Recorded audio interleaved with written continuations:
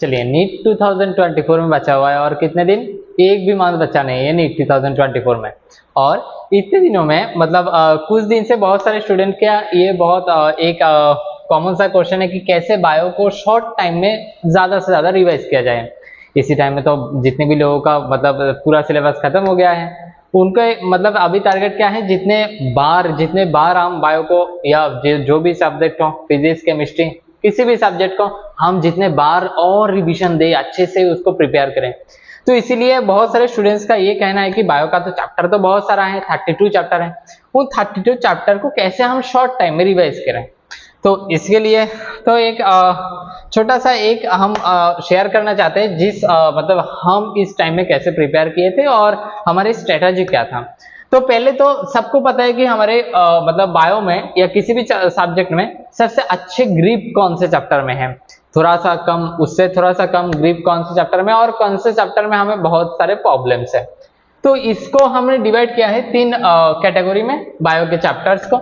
जिस चैप्टर में आपका ग्रिप है, मतलब एनसीईआरटी में जहां से भी क्वेश्चन आ जाए आपको मतलब वो गलत नहीं हो सकता, ऐसा एक कॉन्फिडेंस है आप में, उसको रखिए आप गुड वाले कैटेगरी में।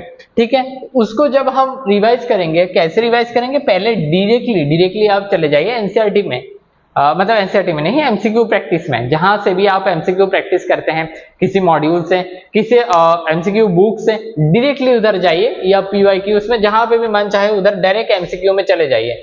एमसीक्यू करें, लगभग 50-60 एमसीक्यू करें। और उसमें एक बात, अभी जितने भी सारे आप एमसीक्यू करेंगे, एक बात ध्यान में रखिएगा, एमसीक्यू में पीवाईक्यू सबसे ज्यादा रहना चाहिए, क्योंकि पीवाईक्यू के आसपास ही हर बार क्वेश्चन आता रहता है। तो पहले तो डायरेक्टली चले जाइए आप एमसीक्यूज में। एमसीक्यूज में मेजर पोर्शन क्या होना चाहिए, पीवाईक्यूज होना चाहिए। उसके बाद अगर उस प्रैक्टिस टाइम में आप कोई मिस्टेक किया है आपने, उसको आप मिस्टेक कॉपी में नोट किया जाए। उसके बाद जिस जगह पे आप मिस्टेक किया है उस जगह को एनसीईआरटी से बहुत अच्छे से रीड करें उसके बाद जाके। ठीक है, तो पहली बात क्या है, गुड वाले चैप्टर में पहले आप एमसीक्यू में जाए, एमसीक्यू में मेजर पोर्शन पीवाईक्यू होना चाहिए। उसके बाद आप अगर मिस्टेक करते हैं किसी क्वेश्चन में, उस पोर्शन को आप एनसीईआरटी में जाके रीड करें। उसके बाद पूरे चैप्टर को आप सुपरफिशियली एक बार बस पेज देख के जाइए, बस आपका हो जाएगा जिस चैप्टर में आपका ग्रिप है। ठीक है, उसके बाद जो एवरेज चैप्टर है उसको पहले आप एनसीईआरटी से रीड करिए, क्योंकि वो तो चैप्टर एवरेज है, ऐसा कॉन्फिडेंस भी नहीं है कि आपका मतलब आपको पता भी है उस चैप्टर में कौन से टॉपिक आपको थोड़ा सा प्रॉब्लम है, डाउट है, तो उस जगह को एनसीईआरटी से डायरेक्टली आप देखिए। उसके बाद जाइए एमसीक्यू में, सेम वही एमसीक्यू में ज्यादा से ज्यादा पोर्शन पीवाईक्यू से होना चाहिए। उसके बाद जो मिस्टेक है उसको मिस्टेक कॉपी में लिखिए, उसके बाद फिर से एक बार जाके एनसीईआरटी रीड करिए। तो एवरेज वाले जो चैप्टर होगा वो प्रॉपर आपका रिवीजन हो जाएगा, और एवरेज वाले चैप्टर गुड वाले चैप्टर में इंक्लूड हो जाएंगे।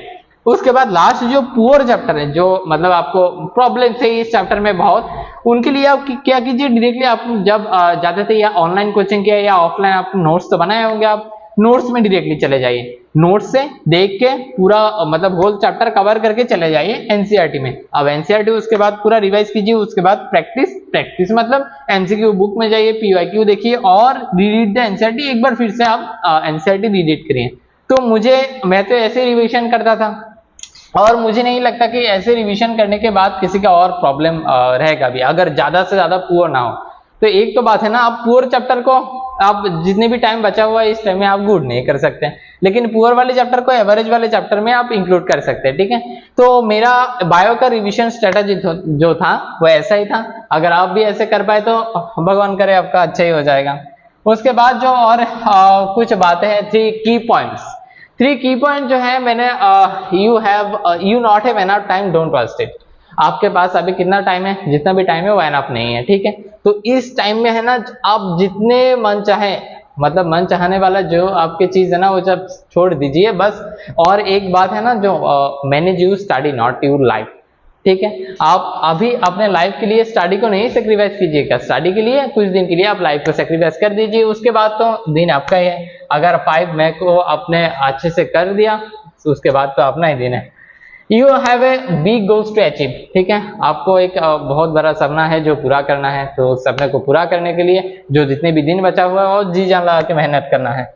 Your parents are continuously struggling for you. और एक बात ये तीसरा नंबर जो इंपॉर्टेंट पॉइंट है, आपका जो पेरेंट्स है वो कंटिन्यूअसली आपके लिए स्ट्रगल कर रहे हैं।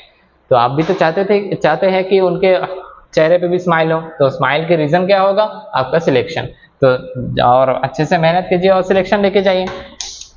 उसके बाद never give up and stay strong and keep smiling. इस टाइम में क्या होता है ना, बहुत सारे लोग डिमोटिवेट होके जाते हैं, मॉक टेस्ट में स्कोर नहीं आते तो डिमोटिवेट हो जाते।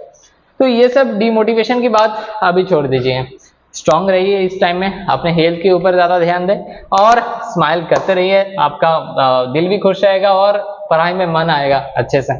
तो ठीक है, तो और भी कोई प्रॉब्लम हो तो आप मेरे इस व्हाट्सएप के इस नंबर पे आप कांटेक्ट कर सकते हैं। ठीक है, तो इस वीडियो अगर हेल्पफुल हुआ और अगर कोई और वीडियो आप चाहते हैं तो कमेंट सेक्शन में बोल सकते हैं आप। और ये मेरा चैनल एक नया चैनल है और सब्सक्राइब कर दीजिएगा अच्छा लगे तो ठीक है, तो इस वीडियो में इतने रखते हैं, चलते हैं, बाय।